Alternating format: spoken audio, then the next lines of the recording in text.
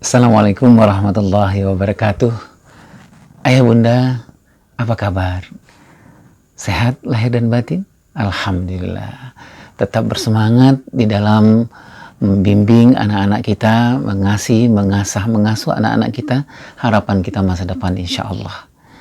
Ayah bunda, kita adalah pemegang amanah pertama dan utama untuk mengembangkan anak-anak kita. Salah satu yang paling penting kita kembangkan adalah bagaimana kita mengenalkan, mengajarkan, menanamkan, menghebatkan, menjaga akhlak anak-anak kita. Berikut ini beberapa orang pengkisah terbaik yang kita punya akan memberikan inspirasi kisah-kisah terbaik juga kepada ayah dan bunda. Silakan ayah bunda nikmati dan cari inspirasi. Mudah-mudahan ayah bunda bisa juga bercerita kepada anak-anak kapan saja. Mari kita mulai. Bismillah.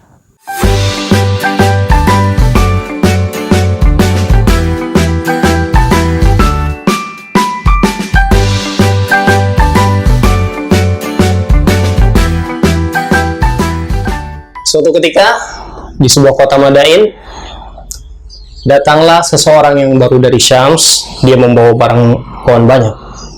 Dia bertemu dengan seorang laki-laki yang kurus, bersahaja, sangat sederhana. Kemudian ketika itu dia membawa banyak barang, sepertinya kesulitan.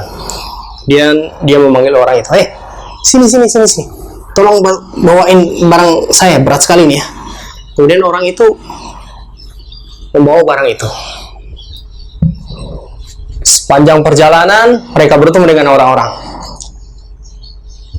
yang membawa barang ini, mengucap salam. Assalamualaikum, ketika ada orang berpuasa. Waalaikumsalam, Tuan Wali Kota. Tuan Wali Kota?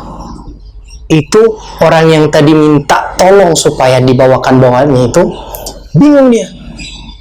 Setiap ketemu orang itu mengucap salam, dijawab, Waalaikumsalam, wahai Tuan Wali Kota. Tuan Wali Kota, kok membawa barang seperti kuli panggul? Bukannya di kuli panggul. Sampai kemudian orang-orang datang, Tuan Wali Kota, biar kami yang angkat. Tidak usah. Ini memang kewajibanku untuk melayani. Dibawalah barang itu sampai ke tujuan orang tamu dari Syams tadi. Sangat tidak enak tentunya teman-teman.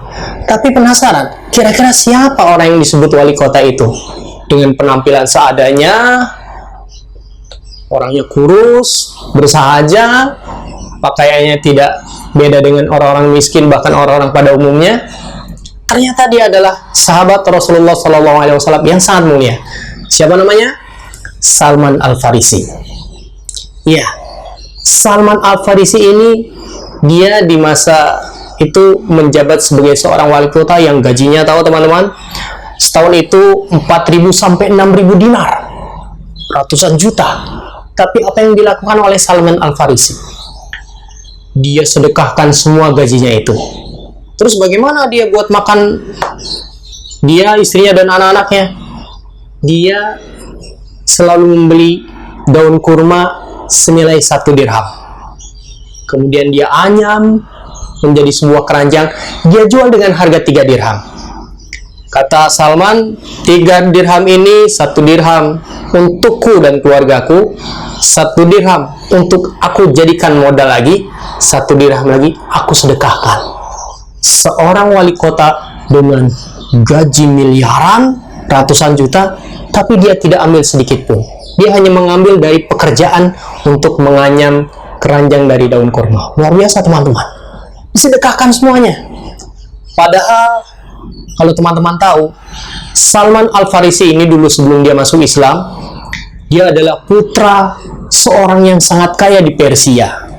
Ya, orang yang sangat kaya kok tiba-tiba kemudian dia bisa menjadi orang yang sangat sederhana, sangat zuhud, sehingga dia menafikan kekayaan yang ada pada dirinya. Bahkan sampai teman-teman, suatu ketika Salman Al-Farisi ketika sudah menjelang sakaratul mautnya, dia menangis.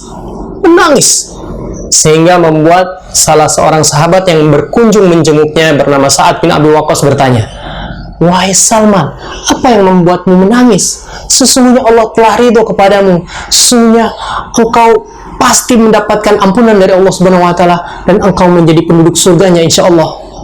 Kata Salman, wahai sahabatku Sa'ad bin Abi Waqqas, aku menangis bukan karena aku takut kematian, tetapi aku takut mempertanggungjawabkan hartaku yang sangat banyak ini di hadapan Allah Subhanahu wa taala.